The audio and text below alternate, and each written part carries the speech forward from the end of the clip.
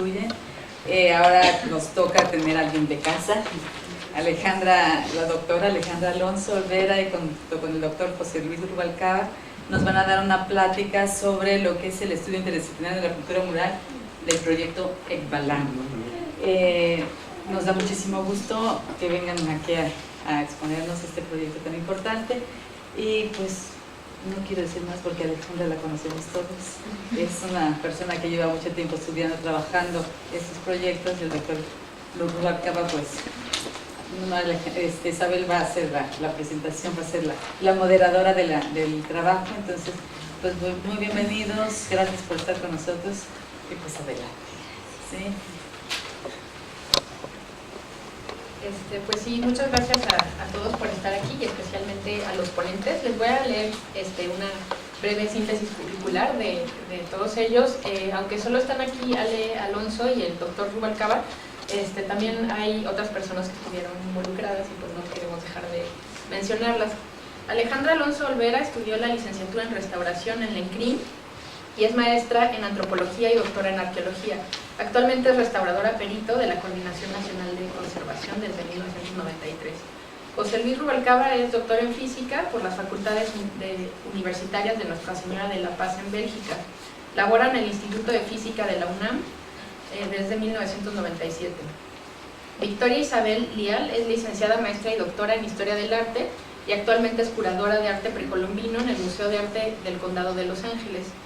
Nora Ariadna Pérez Castellanos es ingeniera química y maestra en Ciencias de Ingeniería de Materiales por la UNAM y actualmente cursa el doctorado en Ciencia e Ingeniería de Materiales. Leticia Vargas de la Peña es egresada de la Facultad de Ciencias Antropológicas de la UADY e investigadora del Centro INA Yucatán desde 1982. Desde 1994 es directora del proyecto arqueológico Ekbalam. Y finalmente Víctor Rogelio Castillo Borges es licenciado en Antropología por la UADY y a partir del año 2004 es profesor investigador del Centro INA Yucatán. Y bueno, ellos nos van a presentar la ponencia denominada Estudio Interdisciplinario de la Pintura Mural de Ekbalam, análisis reciente sobre la composición y la técnica pictórica dentro del paisaje pictórico yucateco del periodo clásico terminal. Y bueno, tenemos estimado un tiempo como de 1 hora que nos van a presentar, y posteriormente tenemos un tiempo para discusión y preguntas por parte de ustedes. Gracias por asistir a esta presentación. Tenía ganas de presentar este trabajo que en realidad presentamos en mayo en el coloquio de Conservación e Historia del Arte en la UNAM, y bueno, aprovechando que la preparamos para esas fechas, quería compartirla aquí en la coordinación porque me parece que fue un esfuerzo interesante que hicimos de conjuntar y realmente hacer una experiencia interdisciplinaria para el estudio de la pintura de Ekbalam. Como ya lo mencionaron antes, pues somos varios los que nos interesamos en trabajar juntos sobre la pintura mural de Ekbalam y tratar de hacer la integración de las áreas para explicar de una manera como mucho más completa el universo pictórico de Ekbalam. Bueno, para los que no están muy familiarizados con el sitio de Ekbalam, este es un sitio que está en el noreste de la península de Yucatán, dentro del estado de Yucatán, y está muy cerca de sitios muy importantes como son Chichén Itzá, Cobá, Isla Cerritos, que son sitios básicamente importantes para el periodo clásico tardío y clásico terminal. Y es dentro de este marco, digamos, temporal que nos interesaba hacer un estudio mucho más completo sobre cuál es la relevancia del universo pictórico del sitio en esa temporalidad y cómo se puede relacionar con otras experiencias pictóricas de la región y cómo se inscribe dentro de este contexto cultural.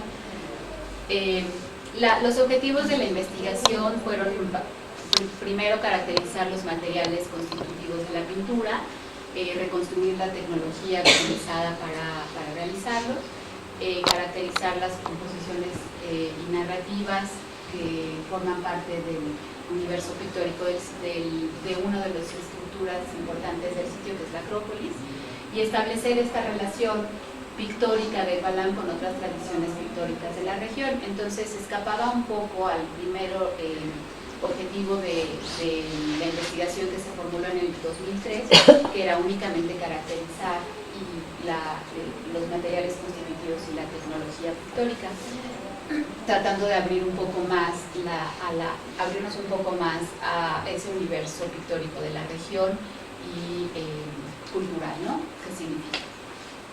Bueno, para realizar esta investigación, bueno, el origen de esta investigación empezó en el 2003 con una recolección de muestras de diferentes cuartos que presentaban expresiones pictóricas en el edificio principal del sitio, que es la Acrópolis, y de esa primera selección de muestras se hicieron una serie de análisis de los que vamos a hablar un poquito más adelante, y después en el 2011 y 2012 volvimos a hacer una inspección de todos los fragmentos de pintura mural que se encontraron en las diferentes excavaciones, con la idea de tener un universo mucho más amplio y verdaderamente tratar de entender la diversidad de expresiones pictóricas de la Acrópolis.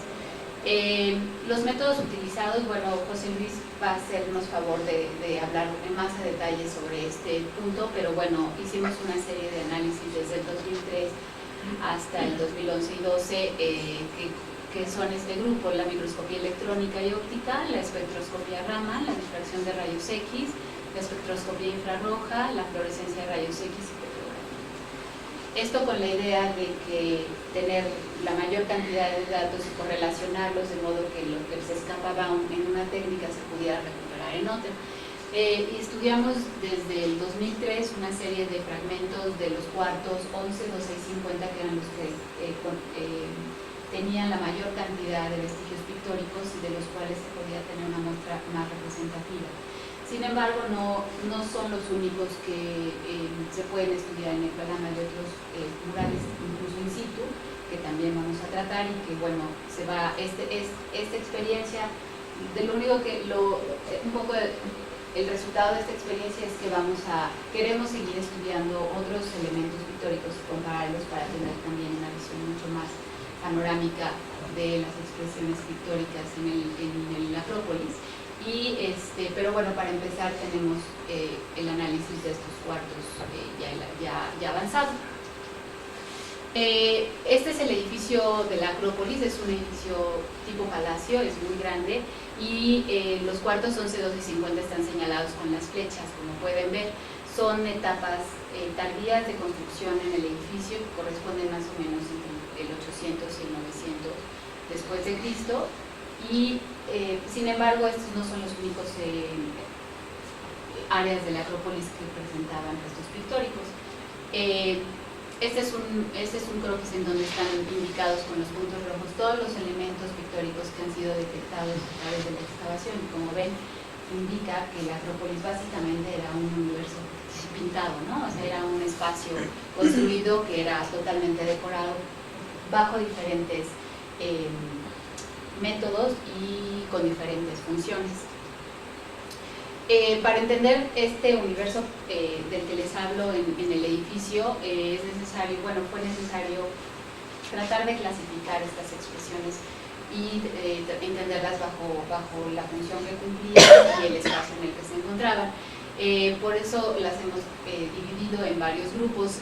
Uno de los primeros es los elementos arquitectónicos decorados con color únicamente en interiores y exteriores. Tenemos muy pocas muestras de estos elementos exteriores pintados.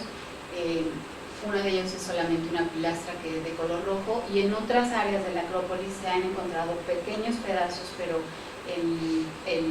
la cantidad de material, digamos, localizada in situ durante las excavaciones fue mínima, y normalmente todos estos vestigios se encontraban dentro de los rellenos, que algunos de ellos se han recuperado y están clasificados. Otros elementos decorados en interiores son, por ejemplo, en el cuarto 33, que es en la parte... ¿Tiene flechita esto, Carmen? Sí. ¿Sí? ¿Cómo le hago? No sé. Ahí está, ya. Creo que iba hasta arriba, ¿no? El cuarto 33, contaba con los muros pintados con bandas de colores negra y azul, por ejemplo, y partes inferiores negras y los pisos negros. y como estos hay varios cuartos en la Acrópolis. Otros elementos decorativos pintados son estas estructuras exentas que se adosaban a la arquitectura y que se localizaban afuera de los diferentes cuartos de la Acrópolis, especialmente en los frisos. Estos son otros elementos escultóricos pintados que revestían los edificios o las diferentes áreas adosadas a la arquitectura. Y de estas sí hay bastantes muestras en bodega. El otro grupo es el grupo de los elementos gráficos aislados y son los patoles y las tapas de bóveda. Los patoles son tableros, representaciones de tablero. El patolí es un juego prehispánico, pero caracterizado básicamente para el centro de México, y en el área maya se han localizado este tipo de elementos que se les llama también patolis, pero que no estamos seguros si sean juegos o tableros para jugar un juego, o bien sean elementos que indiquen alguna otra cosa. Hay algunos autores dicen que son elementos más de adivinación, y otros dicen que son únicamente representaciones gráficas de la arquitectura. No estamos seguros, pero este es uno de ellos, que está ubicado en una estructura adosada a una escalinata y que ya no infla esto. Bueno, y está sobre una banqueta, o está normalmente sobre pisos. Hay otro sobre piso. Y en las tapas de bóveda, el Balame es uno de los sitios de la región noroeste de Yucatán en donde más tapas de bóveda se han encontrado en la arquitectura. Son elementos muy importantes epigráficos porque relatan la historia mítica y política del sitio, y normalmente cuentan con fechas, por lo cual son datos muy importantes arqueológicos y también epigráficos, porque datan la construcción del edificio y cuando las diferentes áreas fueron habilitadas o fueron clausuradas en el contexto de uso del edificio. Las tapas de bóveda, como pueden ver, son 22, como esta, y bueno, además de que son súper bonitas, son muy interesantes en el contexto temático y de composición.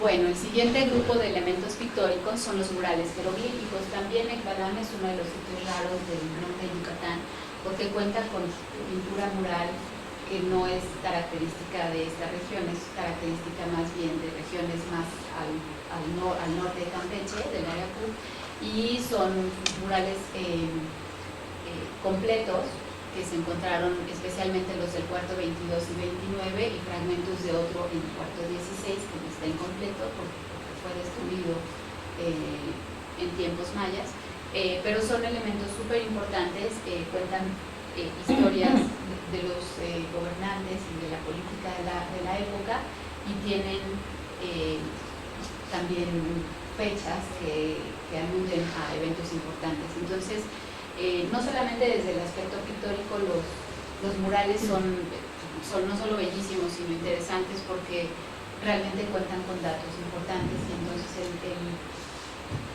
el propósito de la restauración o de la conservación tiene que ver con la conservación de la información. Adicionalmente, la tecnología de los murales es interesante y está dada o está comprobada o corroborada por los textos y la manera en que fueron elaborándose, y de esto vamos a hablar más adelante. El otro grupo que tenemos son las narrativas pictóricas y composiciones figurativas. Estas son escenas normalmente que se localizaban adentro de los cuartos. De ellas solamente nos queda in situ una muestra muy importante en el cuarto 42, que es la jamba. Es en la jamba de ese edificio, está esta pintura que es una representación del gobernante de Balama al centro y una serie de personajes importantes en los laterales. Incluso en la arquitectura está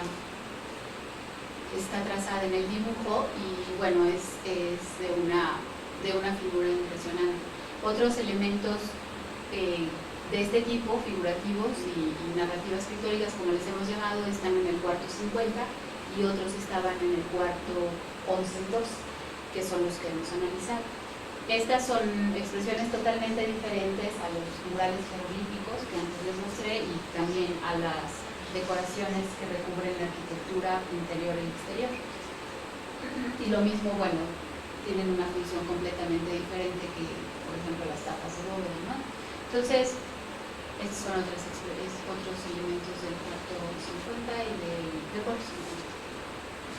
Bueno, los cuartos 11 y 12, que son los que la pintura que estudiamos, son estos dos. Esta es una foto casi histórica porque es cuando empezaron a excavarse estos cuartos y a consolidarse, incluso el conjunto de la arquitectura en la parte superior se ve todavía montada. Pero bueno, estos son dos de los cuartos en donde en la parte interior se encontraban vestigios pictóricos.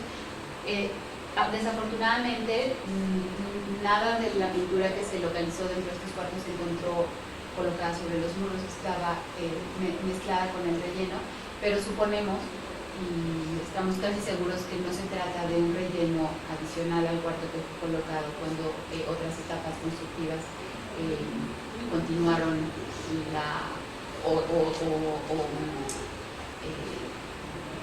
cuando se realizaron otras etapas constructivas y se obstaculizó la entrada de estos cuartos. Más bien lo que creemos es que en cuanto estos cuartos se abandonaron, las techumbres se colapsaron y el interior de todo el cuarto, incluida la pintura mural, se desprendió y por eso se encontró dentro de los rellenos o el material de colapso del cuarto. Pero digamos que consideramos que son contextos primarios, es decir, que la pintura que encontramos ahí, los miles de fragmentos que ahí se localizaron, corresponden a los revestimientos originales del cuarto y no fueron traídos para rellenar los cuartos.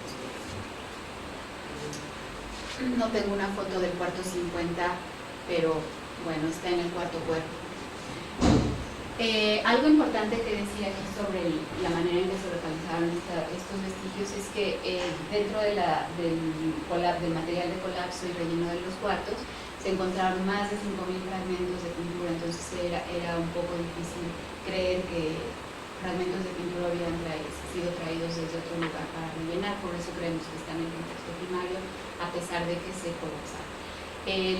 La excavación de todos estos fragmentos se hizo de manera se rescataron los más que se pudieron de todo ese conjunto de tierra y piedras, y desafortunadamente cuando se rescataron en aquella ocasión durante las excavaciones de 1998 y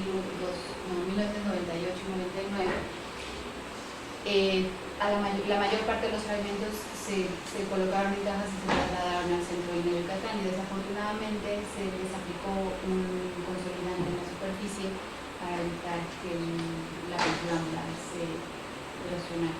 Esto no sabemos si era necesario hacerlo o no, pero sin duda nos ha causado muchos problemas en los análisis que estamos sacando en práctica, y bueno, se los voy a comentar un poco más adelante cómo es que afecta el tratamiento de las superficies pictóricas con polímeros.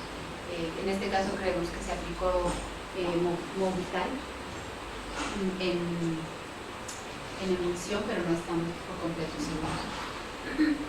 Bueno, para ir entendiendo en qué consiste la pintura mural y las diferentes expresiones que ya les he mostrado clasificadas de esa manera, decidimos estudiar los más de 5.000 fragmentos de estos 3/4 y tratar de encontrar cierta lógica sobre la composición, la temática y la tecnología pictórica. Primero decidimos localizar los fragmentos que nos daban como ciertas pistas de cómo pudieron haber estado constituidos sobre los muros y cómo es que se fueron pintando, qué tipo de elementos componían sus escenas.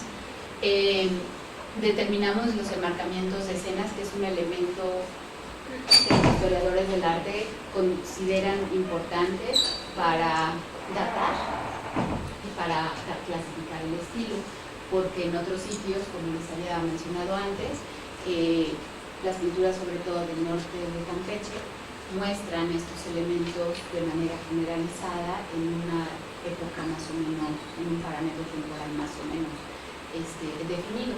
Entonces lo que vimos es que sí, en el Balam tenemos justamente el marcamiento de escenas con bandas de colores, de diferentes colores, el azul y el rojo predominantes, y también el naranja o el rojo en las partes superiores e inferiores de los conjuntos.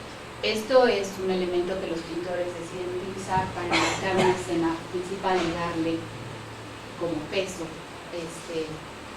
Y lo mismo ocurre en los murales jeroglíficos. Tenemos estos enmarcamientos que se vuelven el factor delimitador de los tipos y de la historia que se narra en glifos.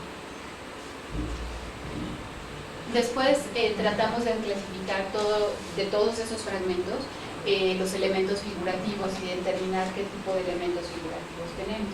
Evidentemente tenemos un gran número de personajes, es decir, de figura humana que está representada, lo cual nos hace pensar que se trata de una escena que está narrando un evento importante para la época en que se está elaborando.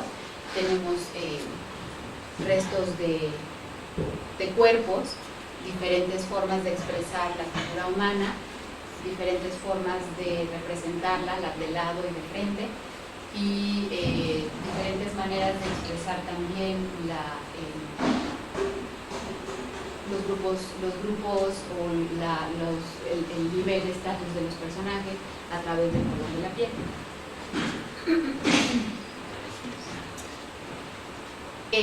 No solamente era importante el estudio de la figura humana o de la forma en que se realiza el cuerpo humano, sino que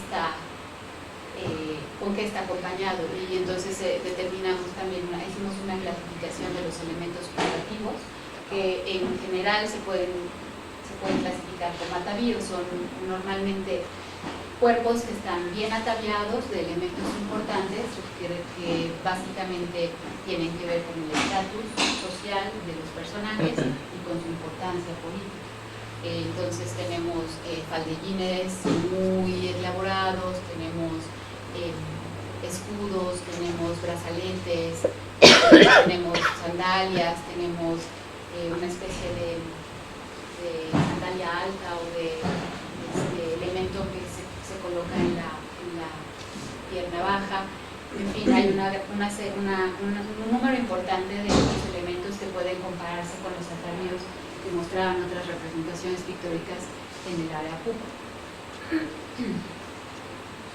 También están los accesorios, las cosas que portan los personajes, y de eso hicimos también una clasificación por diferente tipo, mostrando no solamente que son importantes, sino que se están realizando ceremonias importantes y están narrando la relevancia de estas ceremonias. Tenemos los abanicos, tenemos unas especies de lanzas o de elementos de guerra, rituales, elementos que este tipo como de estandartes también, y escudos. Todos esos están clasificados de acuerdo a cómo los pudimos comparar con otras pinturas de la región norte de Campeche. También están obviamente los glifos, y estos, aunque no son la temática principal como lo son en los murales jeroglíficos, los glifos acompañan a las pinturas, y eso es un elemento importante porque al final hablaremos de eso, sobre la relevancia de cómo el texto jeroglífico y la representación figurativa empiezan a separarse, o sea, a combinarse, pero al mismo tiempo a separarse para diferentes cosas o funciones. Entonces tenemos una gran variedad de expresiones glíficas como estas, y de diferentes calidades también. Esto es importante porque, como ya había mencionado, las tapas de bóveda son especialmente importantes por los libros con los que cuentan y la caligrafía que presentan.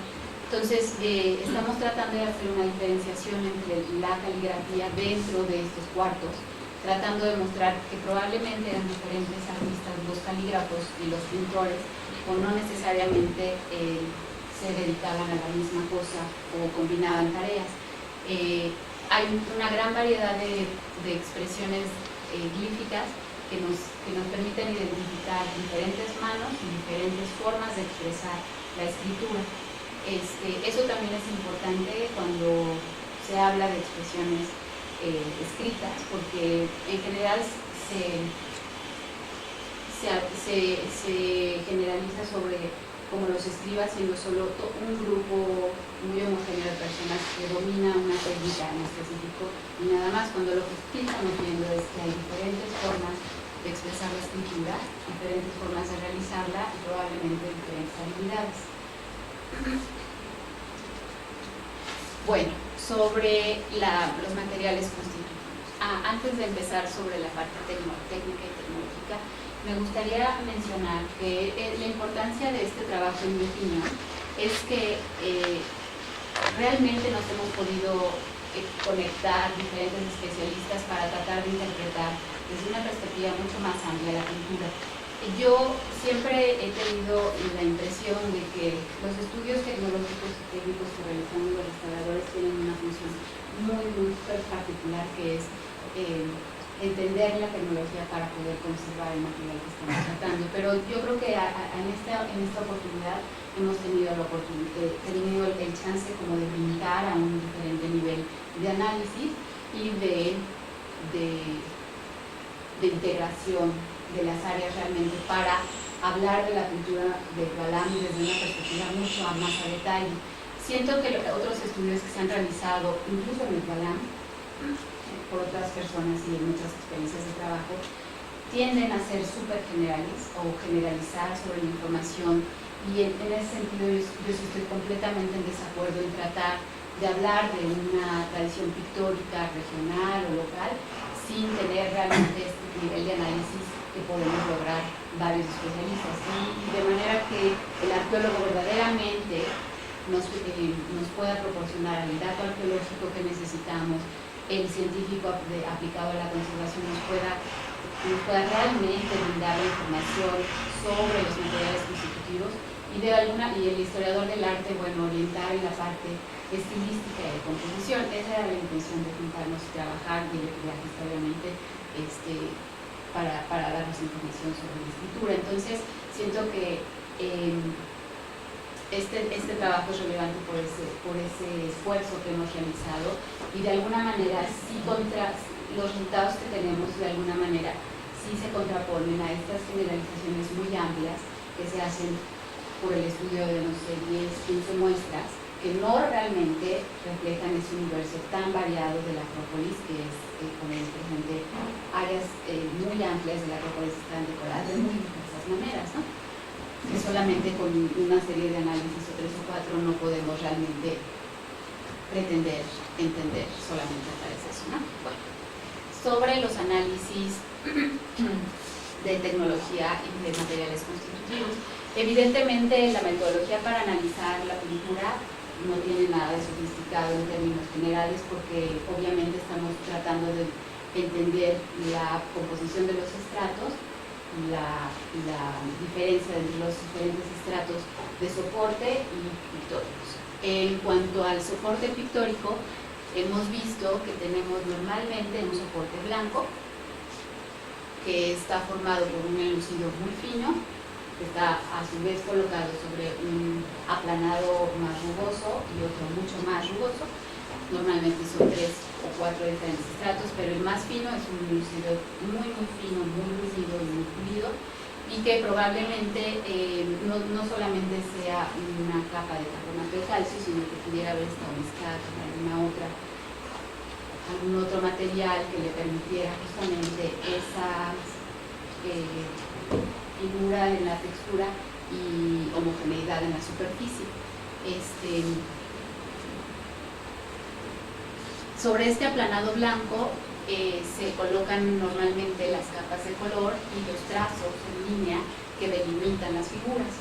En algunas ocasiones la capa blanca está cubierta completamente con un color, y después sobre esa capa de color están aplicadas incluso también las figuras y las líneas que delimitan figuras, pero esos son casos verdaderamente muy aislados. En general, el soporte blanco es el que ayuda al pintor a determinar las figuras en el espacio y aplicar el color adentro de las líneas finas que delimitan el trazo. Bueno, después empezamos a analizar los diferentes colores. Dentro de los rojos tenemos una gran variedad de rojos que van desde un casi naranja hasta un rojo muy oscuro, casi vino. Y bueno, la mayor cantidad de estos colores rojos está dada por el mineral de matita, ¿no? No sé si, José Luis, ¿quieres comentar algo sobre la calidad de estos rojos? Sí. También quisiera comentar una cosa sobre la metodología. Digamos que una de las propuestas de inicio era revisar la cuestión metodológica, porque tal como les ha comentado Ali, se han aplicado en los estudios previos una serie de métodos y a partir de esos se obtienen conclusiones, pero este corpus de diferentes fragmentos, de muchos colores, de gran variedad, de, digamos, tamaños, formas y también formas de aplicar los colores, nos permitió hacer esta propuesta de todas estas técnicas que vieron al principio, con la idea de determinar qué era lo más adecuado en cuanto a combinación de técnicas, qué era lo que funcionaba mejor y qué no funcionaba, para de ahí podernos extender a todo el corpus, que como ya vieron es bastante más amplio. Entonces, casi todas las muestras se pasaron por una buena cantidad de técnicas, se hicieron estudios bastante minuciosos, y una de las primeras cosas que era muy evidente es que el proceso de consolidación hacía que se limitara mucho el alcance de las técnicas, ¿no? Y una de las cosas con las que definitivamente tuvimos que terminar es que la observación de la muestra simplemente con un primer microscopio era muy útil para empezar a entender el objeto. A partir de eso, las técnicas que normalmente nos darían información de minerales, pues básicamente, salvo la difracción de rayos X, aún el Raman, el infrarrojo, están muy limitadas por el consolidado. De hecho, se intentó un poco limpiar la superficie en algunos casos, pero no fue para nada exitoso. Eso nos limitaba en buena medida la cantidad de información. Pero por otro lado, otras técnicas que normalmente se utilizan, pero que no son consideradas tan útiles, como la fluorescencia de rayos X, nos empezó a dar resultados muy interesantes. Y por supuesto, esto también nos convino a que tendríamos que trabajar sobre las muestras o tomar muestreos para poder observar con mayor detalle las capas pictóricas y la composición de estas. Entonces, a partir de eso fue que tuvimos que restringir y ajustar nuestra metodología para poder abordar estas características. Además de las cuestiones que ya les indicó Ale respecto a la paleta de los blancos, en algunos casos observamos cosas muy interesantes como la adición de yeso. Entonces, el yeso muchas veces se puede pensar que es un producto de alteración de los carbonatos, pero una ventaja de poder con los materiales indica que la adición de yeso podría tener que ver precisamente con la estabilidad del color, la calidad del color, y que tendría que ser parte de la técnica pictórica, lo cual es una cosa bien interesante que casi se había pasado por alto en otros casos, pero que podemos observar, por ejemplo, en el caso de los códices, en uso de colores, ¿no? Entonces el yeso parece ser un elemento importante que se encuentra en los materiales blancos. Por otro lado, el estudio de los blancos, aunque parezca trivial, gracias a técnicas como fluorescencia de rayos X, que nos está dando una composición elemental, nos ha permitido empezar a contrastar diferentes tipos de enlucidos o soportes, que la idea es, a partir de todo este corpus de datos, podamos contrastar con etapas constructivas, con estilos, con formas de pintar y de representar, ¿no? con estos mismos colores. Y entonces va a ser uno de los elementos importantes para, en una segunda etapa que ya se pueda completar todo el corpus, poder obtener informaciones más concretas para determinar momentos de ejecución, comparaciones o evoluciones en el proceso de ejecutar las capas pictóricas. Luego, en el caso de los rojos, fue interesante porque, bueno, los estudios previos que se habían hecho en 2003 ya habían señalado no solo el uso de hematita, sino la presencia de cinabrio. Y bueno, el cinabrio normalmente no es compatible con el uso de la hematita. ¿Sí? Ustedes lo deben saber bien porque normalmente se cae. En algunos casos es muy evidente porque, bueno, tanto el Raman, que es un detector de cinabrio, si lo podemos poner en ese tipo de términos, como la fluorescencia de rayos X, que lo determina en dónde estuvo o en qué cantidades, porque muchas veces al perderse en las capas pictóricas quedan remanentes en concentraciones tan pequeñas que no es posible detectarlo solo con técnicas como el Raman. Tienen que usar técnicas más sensibles, como fue el caso de la fluorescencia de rayos X, y con eso pudimos observar el uso del cinabrio, las áreas en las cuales se ejecuta una combinación o una superposición de capas en los rojos para poder dar los tonos naranjas que estaba comentando algo. Entonces, eso fue muy interesante, y si uno piensa en el uso del cinabrio en otras áreas, en realidad hay pocos sitios donde haya restos pictóricos en los cuales se reporte el uso del cinabrio. El cinabrio parece ser un indicador importante para poder entender estos llamados procesos regionales o estilos pictóricos regionales o etapas de ejecución en la pintura de este maya. Y en ese sentido el Palam, dada la riqueza de fragmentos que tiene, pues nos va a dar información interesante sobre el uso de este pigmento. Podríamos comentar, por ejemplo, en otros casos, por ejemplo en las higueras, que es un sitio del Golfo cercano a la tradición del Tajín. Ustedes saben, hay una gran cantidad de elementos pictóricos. También se usa cinabrio en solo ciertas partes, pero está prácticamente perdido. Y es uno de estos casos donde la técnica pictórica no es compatible, y solo usando una técnica muy sensible como la fluorescencia es posible determinar eso. Pero además quiero comentarles que la importancia de hacer un análisis muy detallado, porque ustedes en un mismo elemento pictórico hay trazos rojos donde si hacen 3 medidas no aparece, y en la cuarta o quinta entonces empiezan a encontrar los rastros de cinabrio. Es una cuestión de la metodología, es que se hizo un análisis detallado para poder ver dónde había esos restos, ¿sí? Seguramente debido a estrategias de muestreo en los estudios previos que se han hecho en pintura mural, lo cual normalmente se toma una muestra sin hacer una exploración previa, pues se podría incluso omitir la aparición de más de uno de estos pigmentos por esta estrategia de estudio, ¿no? Entonces aquí hay que hacer las cosas importantes. Luego los azules.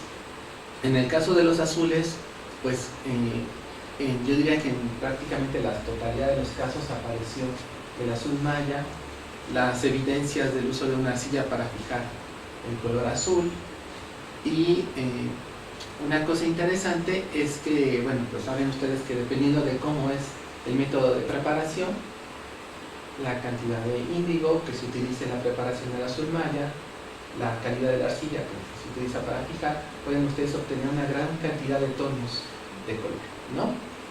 Eso lo han publicado en otros lugares también, donde han hecho experimentos, porque debido al proceso de preparación del índigo hay un cambio en la hidrolización, y entonces producen un color que es el índigo tendería a no solo dar el color azul, sino también una componente amarilla, ¿sí?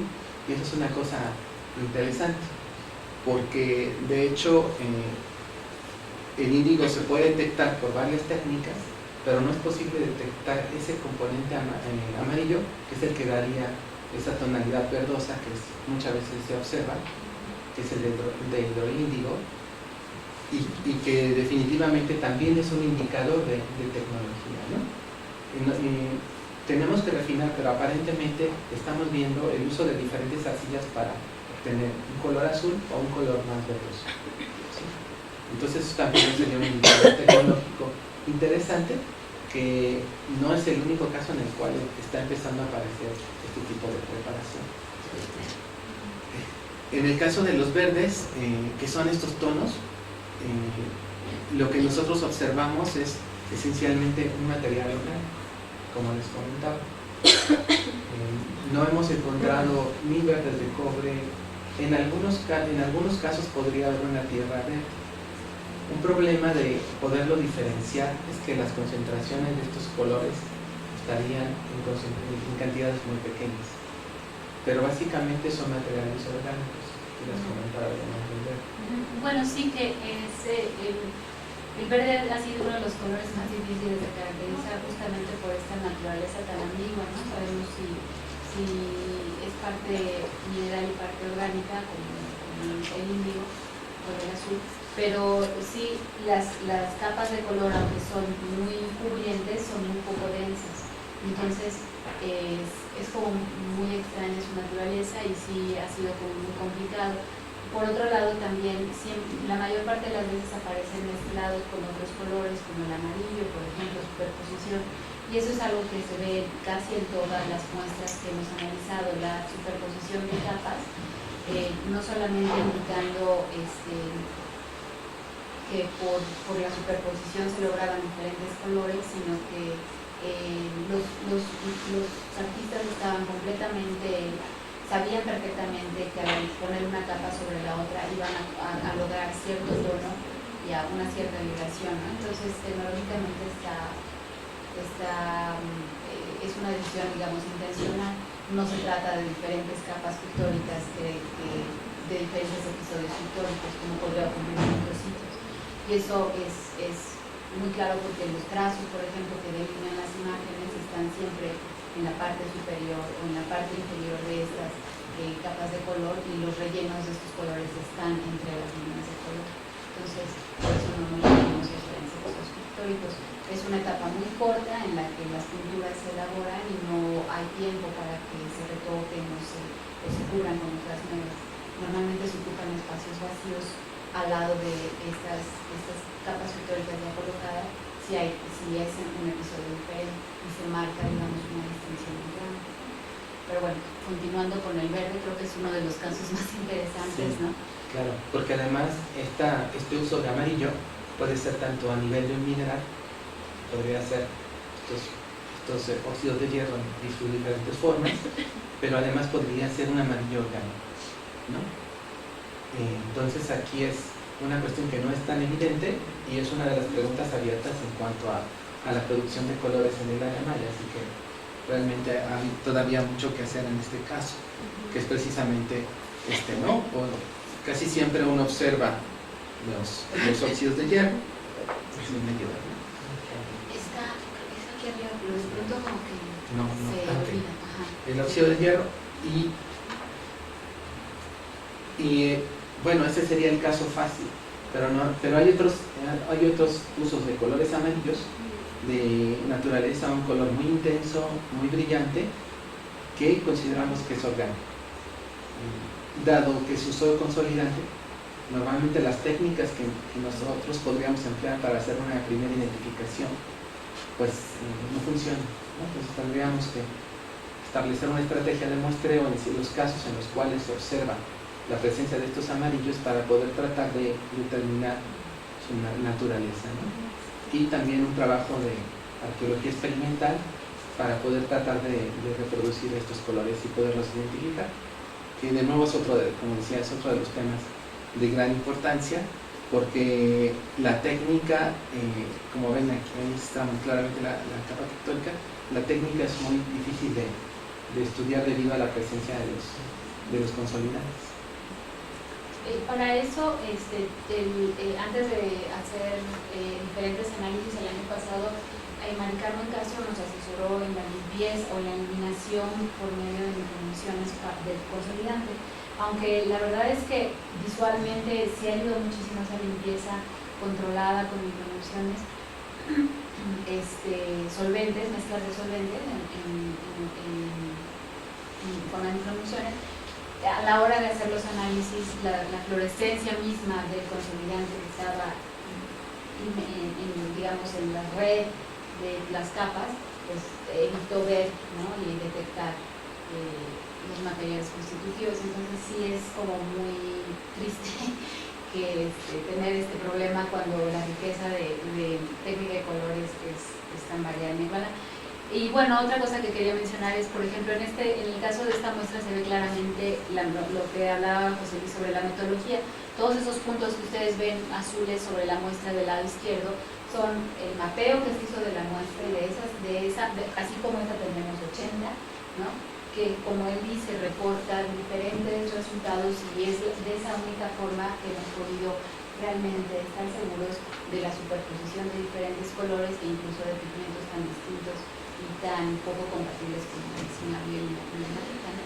Pero sí se escapan al análisis si no se hace a este nivel de detalle. Bueno, uno de los estudios previos que se había hecho de algunas muestras, en los amarillos una cosa que no se discute cuando se hizo aquel estudio es que aparece índigo, ¿no? Quizás en ese momento no estaba tan entendido el papel del índigo. O sea, el amarillo se puede producir a partir del índigo por este proceso de hidrolización. Entonces no sería índigo, sino sería el hidroíndigo el responsable de estos amarillos. Ahora tenemos que hacer esos estudios adicionales para poder estar completamente seguros de esta cuestión, ¿verdad? Porque era un poco sorprendente que en los azules apareciera la señal de índigo por Raman y el color no era azul, ¿verdad? Y los negros, bueno, los negros básicamente pues son es carbón. No encontramos prácticamente ningún caso, ningún tipo de óxido. Podría haber la adición de ciertas tierras oscuras, pero es difícil de diferenciar debido a que muchas veces los enlucidos también tienen concentraciones pequeñas de óxidos de hierro y bueno, eso es una dificultad, ¿no? Y de nuevo, pues el uso de cubrir, combinar, es muy interesante que en el caso del negro se combina siempre y está sobre el rojo, o al menos en el grupo de muestras que se estudiaron, el negro está sobre el rojo, ¿verdad? Y eso le da características ópticas a los materiales en cómo se está generando el color, sobre todo en el caso de los negros, ¿no?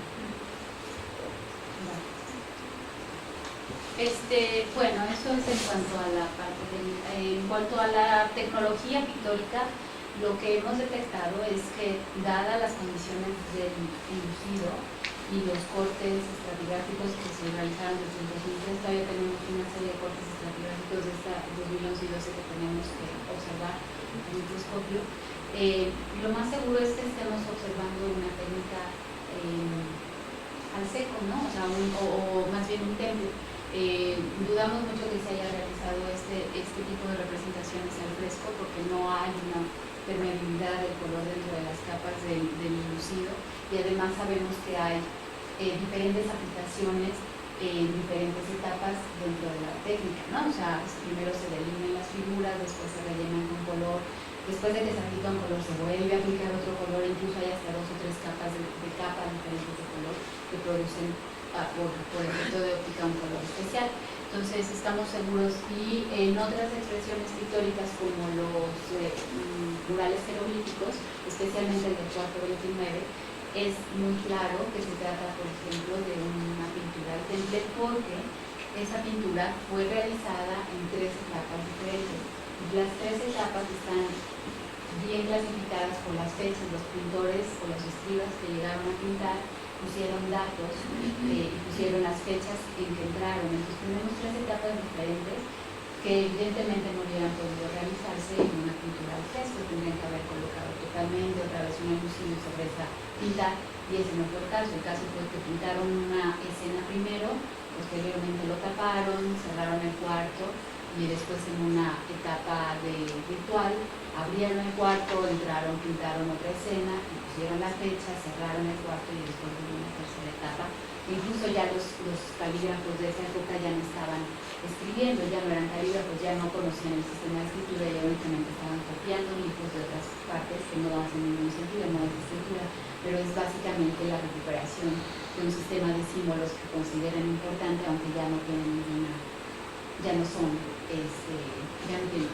texto, ¿no? Entonces, ese es también un dato importante. En cuanto a la temática, ya habíamos mencionado que Todas las figuras humanas la figura humana es verdaderamente el centro de la representación y están evidenciando que la narrativa pictórica está enfocada a contar una historia importante o un evento político importante dadas las características de los cuerpos, de los diferentes cuerpos, que no solamente es gente de Balam, sino es gente de otras regiones que viene de Balam y que, por ejemplo, en el mural del cuarto 42 en la Jamba están claramente diferenciados por el color de la piel. La gente de color de tonalidad oscura es gente no local, es foránea y probablemente de la región, pero es la manera de denotar que no son de Balam, sino vienen a visitar al rey de Balam. Lo mismo tenemos aquí, gente de diferentes colores. Por ejemplo, hay personas con incluso la coloración de la piel está por el plano blanco y después otros de diferentes tonalidades más oscuras. Incluso unas ya muy oscuras o amarillentas que evidentemente están tratando de hacer una distinción en cuanto a estatus e identidad.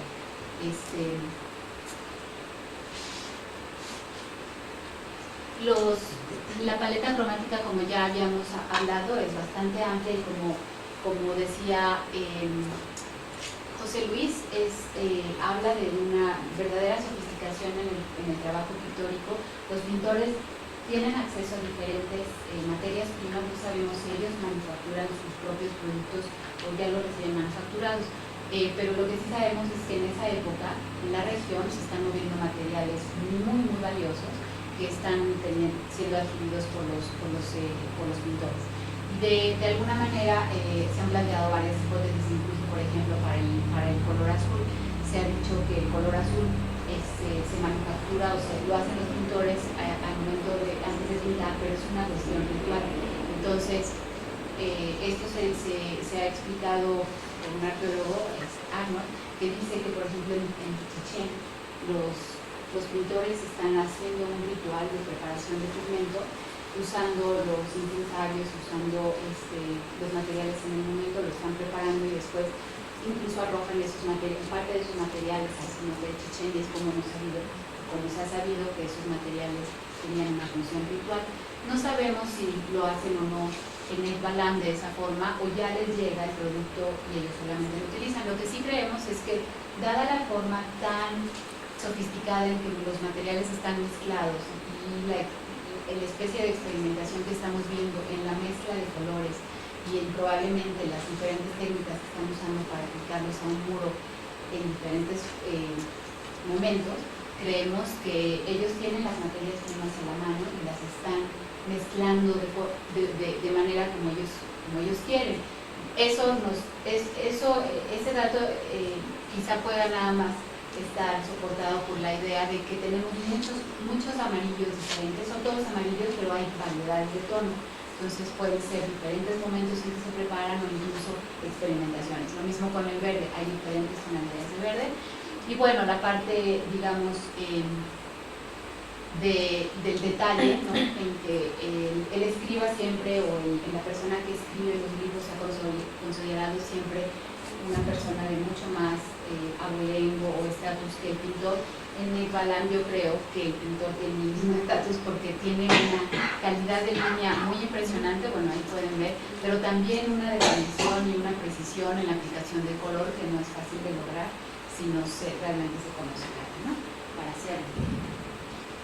Como pueden ver ahí, no hay errorcitos. En cuanto a la tecnología, bueno, pues ya hemos, como decía José Luis, es como, no basta hacer los análisis, sino que al interpretarlos tengamos muy claro qué es lo que estamos viendo. Y por ejemplo, en estos espectros, lo que nos está haciendo ruido, esos picos que nos están haciendo ruido y que aparecen en casi todos los colores, que no tendrían ninguna razón de ser si estamos hablando de naturalezas orgánicas e inorgánicas, son predominantemente, provienen de los polímeros que se han aplicado para consolidar. Entonces ahí queda muy claro que no estamos tan seguros que los picos que están representados muy leve o de manera muy poco sonora o poco visual, ¿no? Realmente tengan que ver con la naturaleza del pigmento que estamos estudiando. Entonces tenemos que de alguna manera modificar cierta parte de la metodología y comprobar de otra manera si estos materiales que consideramos que tengan una parte orgánica, si realmente lo son. Y como José Luis les había mencionado, creemos que la única manera de realmente acercarnos un poco más es reproducir la técnica de producción de estos pigmentos y aplicarle los nudos y ver cómo se ve, si realmente dan los tonos que estamos viendo. Y esto, como decía José Luis, está dado por la manera en que se prepara básicamente el azul y el estado de oxidación para lograr ciertos tonos. Pero tenemos que hacerlo, tenemos que hacer el experimento y ver si realmente después analizando eso se parece a lo que hemos obtenido y podríamos estar hablando de la preparación de estos materiales como con mucha libertad y con mucho conocimiento, ¿no? por los maestros originales. Tenemos de todas maneras unos buenos, ¿cómo se llaman? Bueno, una buena cantidad de materiales constitutivos ya identificados, que bueno, pues nos dicen algo, pero no nos dicen como la parte más sofisticada, que es a la que podemos usar, ¿no? Y con la que podríamos realmente comparar con otros sitios en donde pues, puede haber tecnologías similares, ¿no? A ver. Bueno, sobre el contexto regional del programa pictórico, pues la verdad me hubiera gustado mucho que Victoria Laya hubiera venido y hubiera hablado más de esto, que es como parte de su especialidad.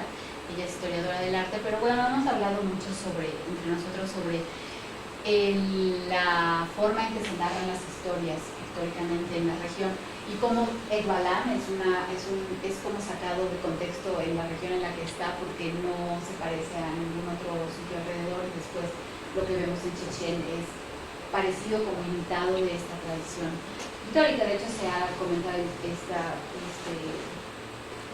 se llama?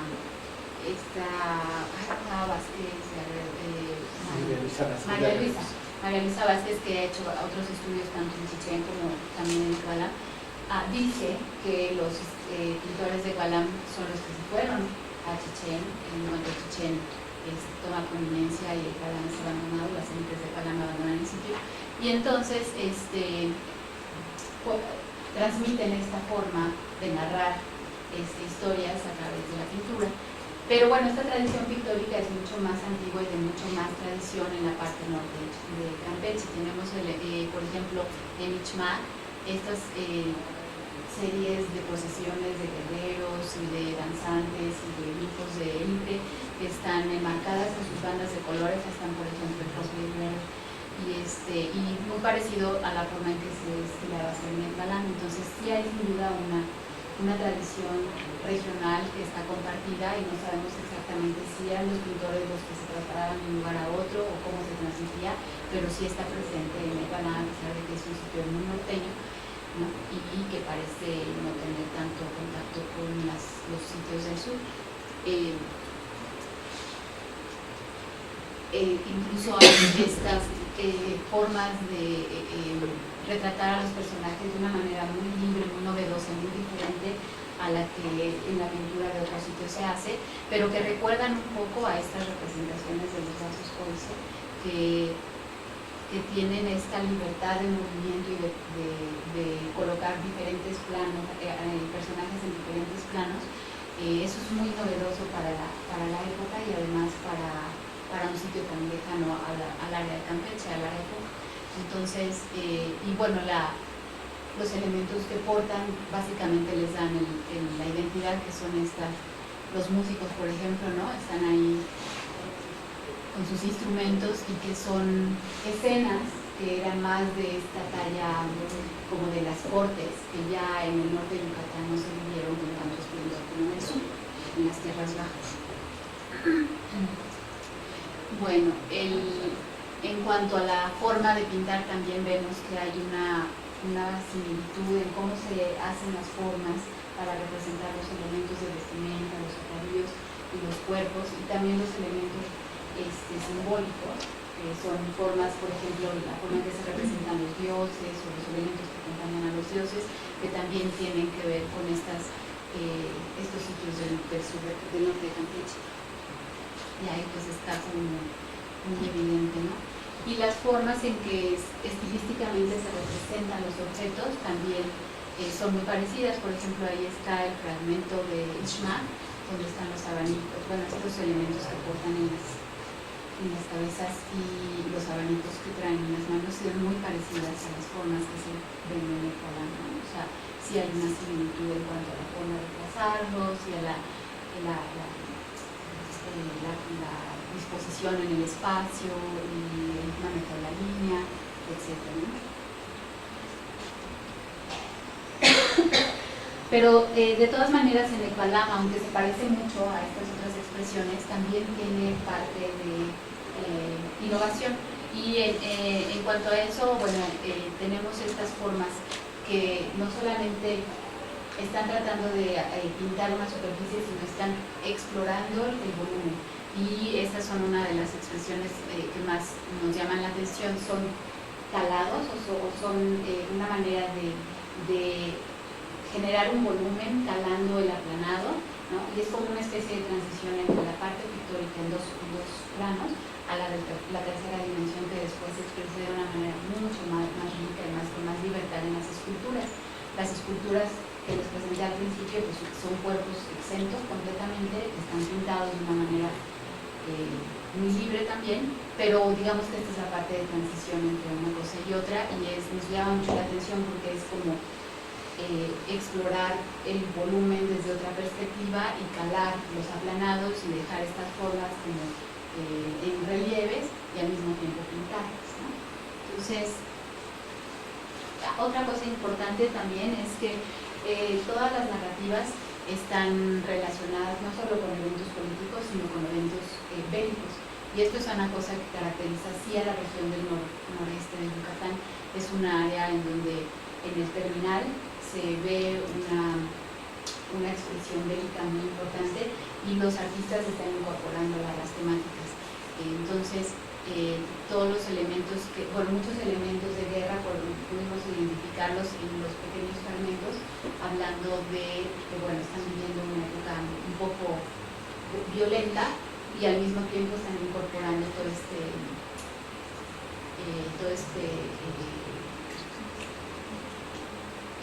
discurso, ¿no? sobre la vida política de la región, que es diferente a la del norte de Campeche, que es mucho más ritual, más de ceremonias de la nobleza, ¿no? De aquella época. En este periodo es mucho más orientado a la guerra. Y bueno, aunque sí hay partes de celebración como esta, los músicos probablemente eran muy importantes, sí están al lado de las representaciones de guerra, ¿no? Este es otro de los detalles, por ejemplo, de Ixmal, en donde la procesión de la élite sigue mucho este patrón que se ve desde el Usumacinta, ¿no? Con Bonaparte, por ejemplo, y que se transmite después a la parte norte de las tierras bajas, pero en Ekbalam sí está, digamos, incorporando otros elementos que tienen que ver más con un momento difícil. Todos portan unas lanzas o cuchillos o instrumentos de guerra, ¿no? Que al mismo tiempo que narran las procesiones. Y bueno, hay otras maneras también diferentes de construir las escenas. Por ejemplo, esta es muy particular del cuarto 50, que no nada más es el enmarcamiento de las bandas rojas y azules en la parte superior. Por ejemplo, aquí tenemos unas bandas azules en el cuarto 50 con una línea negra en el borde y al mismo tiempo una retícula. Hemos detectado una retícula sobre la cual probablemente los pintores trazaban sus figuras y se orientaban en el espacio como querían distribuirlas, y eso está reportado también para Muchi, en donde, bueno, se dio la batalla, pero donde justamente se utilizó ese sistema. Entonces, bueno, están recuperando elementos diferentes de otras regiones que nos permiten tanto diferenciarlas como hacer las conexiones o similitudes de esta gran tradición que no es espontánea nada más ni en Chichén ni en Ekbalam, ¿no? Sino es como habla de toda una escuela que por muchos años predominó en la región y se transmitió hasta el norte. También la manera de los glifos, creo que es algo que estoy olvidando, la manera en que los glifos se ubican en el espacio cambió totalmente en Ekbalam, y de localizarse solamente como los murales jeroglíficos en bandas horizontales siguiendo un orden específico. De pronto los glifos están rodeando las escenas o acompañando a los personajes de manera aislada, como si fueran una especie de globo alrededor de los personajes, de manera que ya no son estos textos largos, sino solamente como expresiones muy puntuales alrededor de los personajes. Esta forma también de utilizar la escritura es diferente a esa forma mucho más estandarizada y mucho más ortodoxa de escribir un texto. Y están combinando no solamente glifos, sino elementos gráficos que representan, por ejemplo, a dioses, muchas serpientes emplumadas, muchos mezclas de monstruos de la tierra y otros que no necesariamente son glifos, pero que se expresan como se escriben los glifos, ¿no? Entonces eso también es algo interesante en el bueno, digamos que el resultado de este análisis más de composición y estilístico nos habla de que, bueno, sí, de alguna manera en el balance se nota una ruptura entre los textos, entre la escritura y la parte gráfica. Y de pronto la parte gráfica o figurativa sustituye ya al elemento de escritura, porque ya nadie sabe, probablemente, ¿no? Nadie aprecia la lectura y ya nadie sabe leer. Incluso los últimos escribas ya no saben leer el arte de la escritura, ellos ya nada más copian, pero no tienen ya la secuencia con la que contaban los primeros. Entonces sí hay un cambio, hay un abandono de las tradiciones y una predilección por más orientada hacia la parte figurativa, que probablemente es decorativa, ¿no? Y otra cosa, no sé si hay alguna otra cosa que quieras comentar. Bueno, yo creo que en conclusión este es el trabajo hasta donde vamos. Lo preparamos para el coloquio y tratamos de sintetizar un montón de información que ahora hemos decidido que vamos a hacer un libro, porque merece la pena explayarnos y expandernos y abordarlo con más detalle, de forma que podamos realmente hacer la conexión entre las diferentes áreas, ¿no? y llegar a conclusiones mucho más puntuales y mucho más finas. Y entonces nuestro objetivo el año que viene es preparar este libro y, bueno, acompañarlo también de todo este universo visual que pues en una ponencia o en un artículo obviamente no tenemos la oportunidad de mostrar, pero sirvió, yo creo que fue una buena experiencia toda esta parte para sentarnos a discutir cosas importantes y como realmente hacer la experiencia concreta en una publicación, que es la que vamos a hacer el año que viene. Y prepararla cada capítulo de manera que haya estas conexiones de las que les he hablado, soportada por la evidencia del análisis, ¿no? No sé si alguien quisiera seguir. Yo solamente quiero agradecer mucho a José Luis por haber venido hoy y habernos apoyado con todo este proyecto y además seguir, ¿no?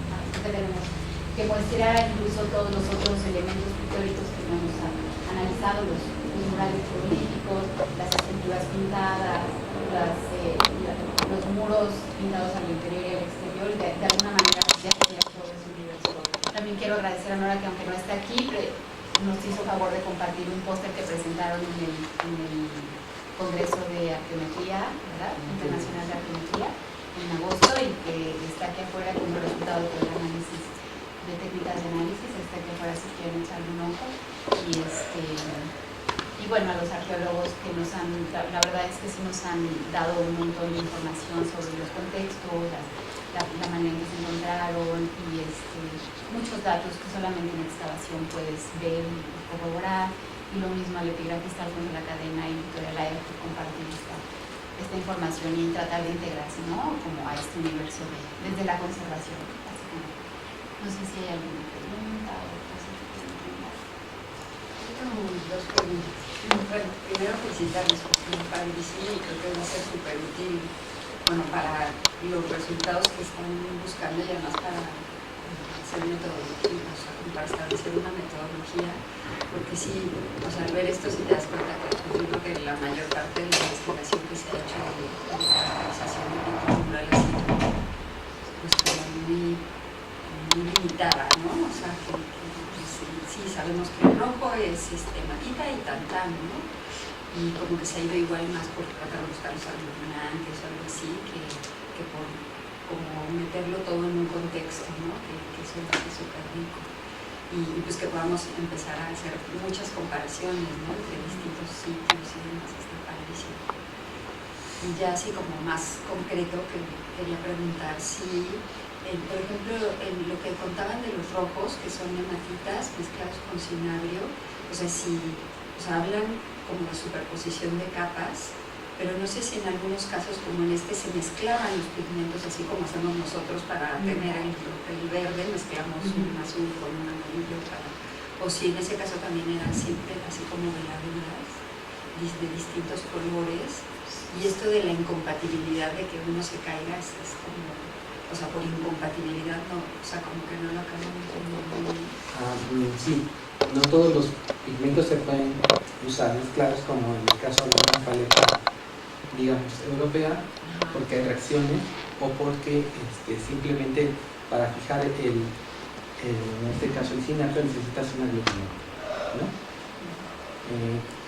Normalmente yo no los observé casi nunca como mezclas, sino como capas superpuestas, que explicaría esta cuestión de por qué casi no está presente o se cae, ¿no? Porque si el aglutinante falla o se deteriora, entonces pierdes la capa que tiene que ver. ¿Qué pasaría si mezclas con un mismo aglutinante, si mezclas la hematita con el cinabrio?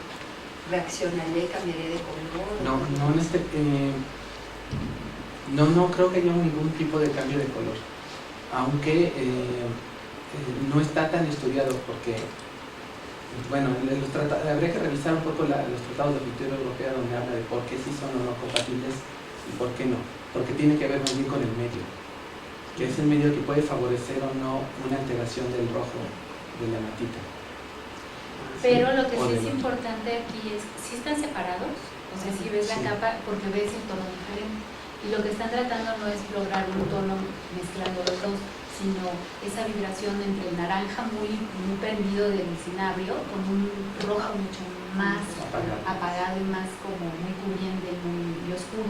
O sea, sí se nota como la gran diferencia de colores entre ambos, de que están usando los puntos por algún motivo. Y otra cosa que creo que sería importante es que el cinabrio es un material totalmente simbólico, ritual, o sea, no se aplica nada más así, como así, ¿no? O sea, es un material súper caro además, o sea, en términos de tener mucha cantidad, es raro que lo vean así como cubriendo una pared, como, bueno, hay muchos lugares donde sí está, ¿verdad? Pero son raros, o sea, no se aplica como cubriendo una gran superficie. Se usa el otro rojo, que seguramente es el que tiene más cantidad, y en ciertos detalles se pone el cinabrio, ¿no?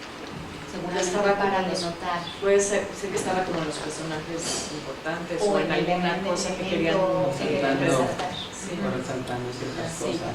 Por eso nos interesaba mucho hacer el análisis de figuras, no solamente tomar las menciones, porque realmente sí ves que ciertos colores están usados para detectar ciertos objetos o un rango o vestimentas o algo que portan, ¿no? O sea, no lo usan, el uso del color no es nada más para iluminar, sino tiene una función simbólica, ¿no? Que eso es algo también que está padre, ¿no? Y una última pregunta es que quería saber más o menos, o sea, cuando hicieron su selección de muestras, con el material que tenían y tratando de esto, ¿no? De buscar como las figuras, pero más o menos como cuántas muestras necesitas, por ejemplo, para determinar, por decir, un azul de una misma pintura, ¿no? O sea, necesitas, como hablan de esta gran cantidad de datos que están como conformando esta base de datos que está dando toda esta información, como cuántas muestras necesitas de un mismo color para que sea representativo, o eso depende del caso. En realidad la idea de hacer todo este estudio in situ no invasivo es para precisamente determinar el tamaño del muestreo. Por supuesto, además hay una cosa que no se mencionó que se hizo, que es análisis colorimétrico para completar toda la información y ver cuántas gamas podemos tener. Y no es solo un estudio del color, sino es un estudio de la luz dispersada, porque el espectrómetro que utilizamos no solo te dice estas son las coordenadas en el sistema X, sino además estamos viendo la dispersión en la parte de luz infrarroja, lo cual te da otra información adicional sobre las características del color que por supuesto no percibimos en el visible. Y todos esos elementos, la idea es que nos permitan establecer a partir de la composición, el color y claro, que también nos dan nuestros ojos, que son muy importantes porque son excelente detector, establecer la estrategia de muestreo, ¿no? Esa es la idea. Decirte cuántas necesito, pues va a ser en función de los resultados de qué tan amplia variedad de preparaciones en diferencias podemos detectar en las arcillas por el análisis elemental y después por los cambios en el color. Eso tendría de alguna manera que ver de manera indirecta con la preparación del índice, ¿no? Que tanto tenemos el componente amarillo del azul y la información en el infrarrojo. Es que son como dos niveles. El primer nivel que hicimos Victoria y yo fue seleccionar los grupos por grupos de colores. Entonces teníamos como todas las variedades de azul, que son nuestros 3, 4, ¿no? Y de todas esas variedades sacamos los patrones, digamos, ¿no? El patrón de todos los azules, de todos los verdes, de todos los amarillos, de todos los rojos. Y ya a ese nivel se lo dimos a José Luis y a Nora. Y Nora y él lo que hicieron ya fue primero hacer una primera lectura de esos y ver las diferencias en colorimetría primero, ¿no? Y de ahí saltar al siguiente análisis, que ya sería como de un solo rojo hacer todo un muestreo, un mapeo diferente en cada muestra, ¿no? Para comparar con otro, a ver si se parece. Y en muchos sí, por ejemplo el hematita era bien claro, ¿no? Aunque tenías dos colores diferentes, el compositivo o el constitutivo es el mismo, ¿no? Entonces ya en términos de material constitutivo no hay gran diferencia, pero en la preparación del color a lo mejor es donde está la diferencia. Pero eso está padre porque ustedes tenían migas de muestricas así, pero si tenemos una pintura mural y sí que está un poco más complicado. Bueno, de hecho por eso a partir de este primer corpus la idea es ir a medida a terminar de estudiar todo el otro grupo de fragmentos, y una vez que probamos la metodología, que delimitamos cuál es la estrategia, qué técnicas funcionan y qué otras no, para poder completar eso y también hacer algunas mediciones in situ, definitivamente. ¿No? Pero bueno, digo, alguna ventaja tiene que tener encontrar tantos fragmentos de pintura mural en relleno, claro, la neta. O sea, lástima que hay que sacarlo. O sea, este es el mayor provecho que le vamos a pesar de que todos lo engarraron de consolidante, ¿no? Pero bueno, no importa, tenemos un material que todavía podemos explorar y luego ya es comparar con lo que está in situ. Yo creo que ahí es donde, pues ese brinco realmente es lo importante, porque si tú tienes material in situ, entonces tú puedes comparar con lo otro, ¿no? Y bueno, ver qué diferencias hay, ¿no? Es una limitante, pero también creo que hay bueno, cosas será otra que información. sí, otra diferencia. Por allá Marisa me tenía una pregunta. Yo nada más quería preguntar, en el caso del cinabrio, ustedes han visto, obviamente esto que comentabas, Alejandra, de la parte simbólica, que sí, efectivamente sí es muy importante, pero que se haya utilizado porque sea algo regional, o sea, que el cinabrio se encuentre también en la región o se encuentre en todo el país, o sea, como un mineral, un instrumento mineral. Porque eso sería interesante, saber si también eso lo limita en su Que uso, yo sepa, no hay cinabrio en la región de Yucatán, nada. En Yucatán no. Aparentemente en Guatemala podría haber fuentes y las otras en Querétaro. Pero yo creo que es también de estos temas que están muy poco explorados en cuestión de cómo procesaban también el cinabrio. Porque sí, hay casos en los cuales la pureza del color es muy notable, ¿no? Entonces, pues, si uno ve el cinabrio que uno encuentra, pues realmente tiene muchos fragmentitos de minerales que no son rojos. Entonces, hay un proceso de preparación o cómo están usando el color para lograr esos tonos de esa pureza, que al medir en la capa pictórica, pues es una calidad de color muy pura. Y no es evidente tanto en la cuestión cromática como en la cuestión de composición, ¿no? Entonces, esa es otra cuestión que tendría que ver también con no solo las fuentes, sino cómo prepara el color. ¿No? En ese sentido, bueno, Bárbara está haciendo pruebas de sublimación para poder separar el color, y es una cosa que me había platicado hace algunos años y ahorita recientemente lo han retomado para poder obtener esa calidad de color. Entonces ahí eso os podría explicar por qué es tan difícil hablar de procedencia de final, ¿no? Porque hay tan pocos elementos, digamos, trazas o que podrían ser indicadores de las fuentes que no están del todo identificados. Y otra pregunta por nada más. En el caso de la limpieza que se había hecho con las microemulsiones, ¿se detuvo la intención de seguirlas limpiando porque esa parte ya no me tocó verlo contigo, sino nada más era porque ya se estaba perdiendo consolidación, el pigmento se estaba viniendo, o era porque ya no penetró más? No, o sea, las pruebas que hicimos la verdad es que funcionaron muy bien, mejor que hicimos con una que funcionó muy bien la iluminación, sin tener que limpiar la superficie demasiado, ¿no? Sí. Pero llega un punto en que si haces otra aplicación, se fragiliza el color de una manera impresionante y entonces es casi que lo pierdes, ¿no? O sea, realmente la consolidación fue necesaria, ¿no? Ahí sí es donde me di cuenta que, bueno, tenía una función el que se la habían aplicado, ¿no? Porque sí, los colores, y tiene sentido, que los colores eran muy frágiles y muy, como fugitivos, ¿no? Que por ahí leí color fugitivo y dije, eso es lo que es esto, fugitivo, porque de pronto el color como que desaparece de pronto, ¿no? O sea, cuando te pasaban a la siguiente etapa de limpieza después de la aplicación de 90 minutos, el color, quién sabe a dónde se iba, pues, ¿no? Pero no se quedaba ni en el papel japonés, o sea, ni en la papeta, nada, ¿no? Entonces, ahí entendí que sí, realmente la aplicación del consolidante era porque el pigmento era muy deleznable, ¿no? Y hace sentido que ya el aglutinante estuviera deteriorado, ¿no? Entonces, bueno, de alguna manera se conservó a pesar de que tiene la capota encima. O sea, en otra proporción más ligera hubiera sido mejor, pero bueno.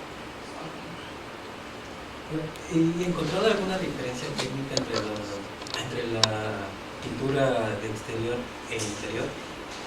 No la hemos analizado todavía, no hemos tomado muestras de la interior. Lo que pasa es que no tenemos cosas comparables, por ejemplo, no tenemos muros pintados de rojo afuera y adentro. Tenemos muros negros y azules adentro y un muro rojo afuera.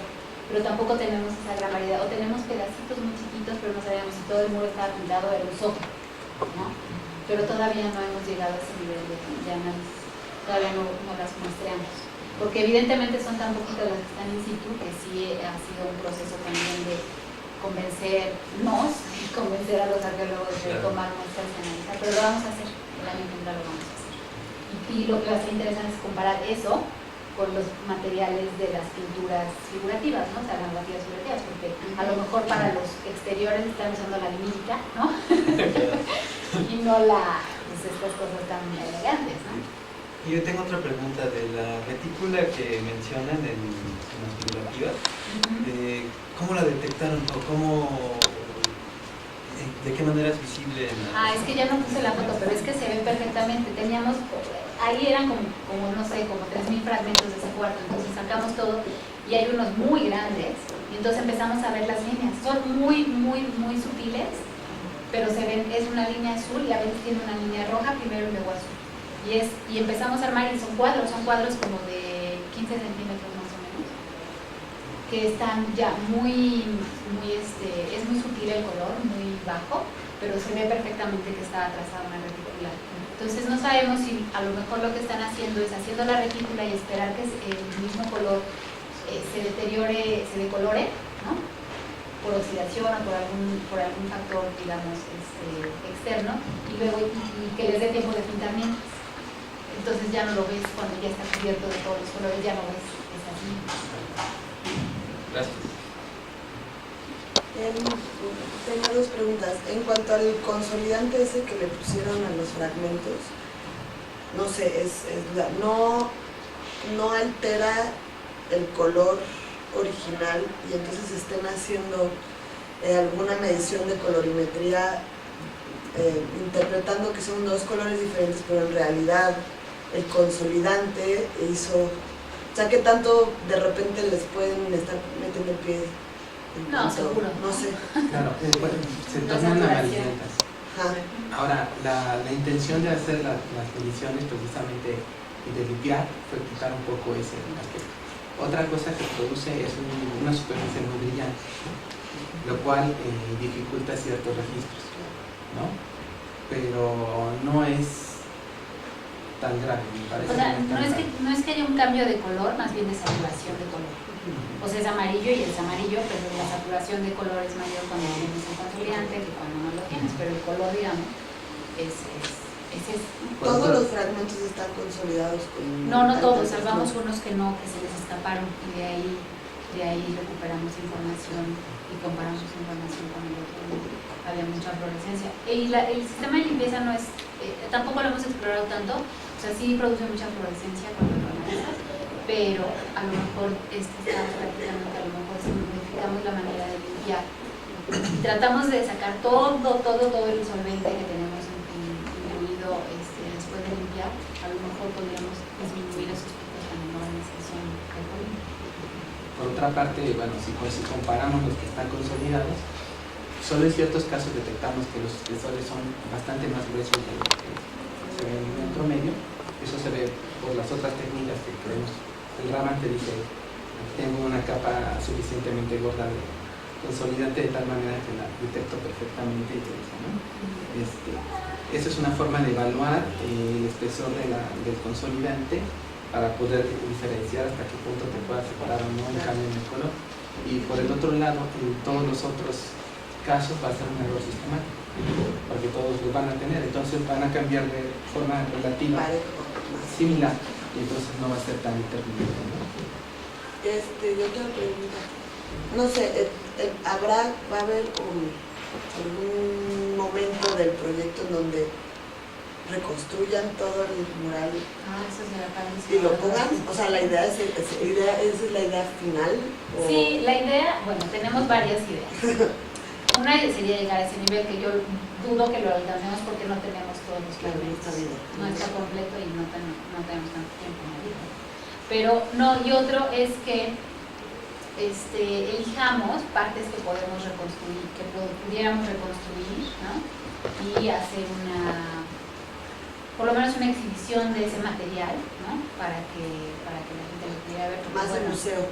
Sí, exacto, es más como material ya de museo, ¿no? Una reconstrucción digital. Sí, con la idea de buscar de otros lugares, porque vieran la similitud con otros sitios, o sea, sí hay elementos que son bien parecidos, entonces quizás nada más hacer hipotéticas, ¿no? Reconstrucciones hipotéticas de los elementos. En